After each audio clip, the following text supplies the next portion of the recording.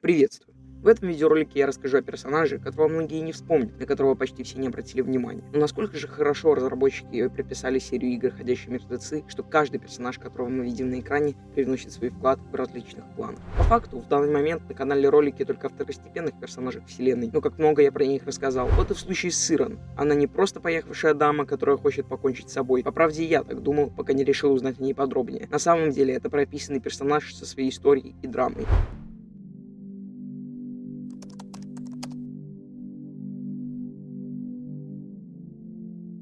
О ее жизни до эпидемии ничего не известно. Из разговоров с ней мы можем узнать только то, что у нее есть семья и парень. Ну а также, как утверждает русскоязычный фандом, возможно, она работала в мотеле «Путешественник», в котором ее и нашли. Но все же, это просто теория, и верить я ей бы не стал. Но добавить этот пункт стоило, чтобы хоть что-то рассказать о ее жизни до апокалипсиса.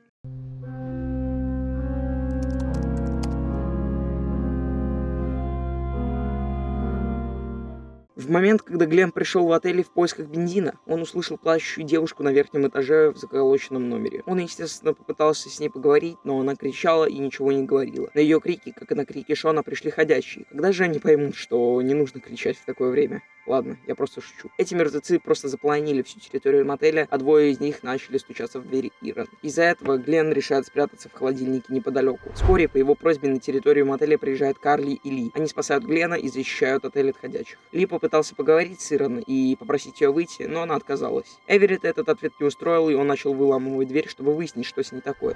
Но она сама решила выйти, и чтобы все наконец от нее отстали, она показала свой укус. Ирон рассказывает, что ее парень умер, что она в депрессии и что она нестабильна.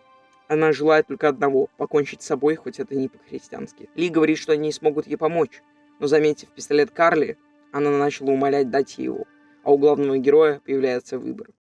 Если мы решаем дать ей пистолет, то Ли скажет Карли отдать его Ирон, и после некоторых раздумий она кладет свой пистолет на землю перед ней. Так как никто не желает смотреть, как на их глазах прямо еще застрелится человек, они собираются уйти. Но Эверетт, чтобы забрать пистолет, остается. Ли может поддержать Ирон, и после недолгих колебаний она совершает то, что задумала. Эверетт с грустью берет пистолет и возвращается к машине, где его ждут Глен и Карли.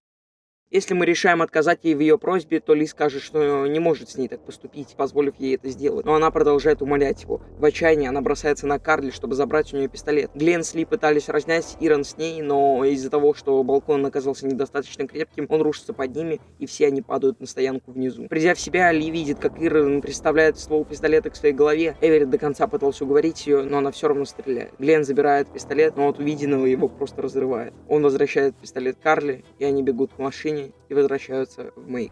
Потом, когда вся группа приезжает в мотель, Лили собирает ходячих в кучу, чтобы сжечь, а в этой куче мы можем в последний раз увидеть уже мертвую Ирон.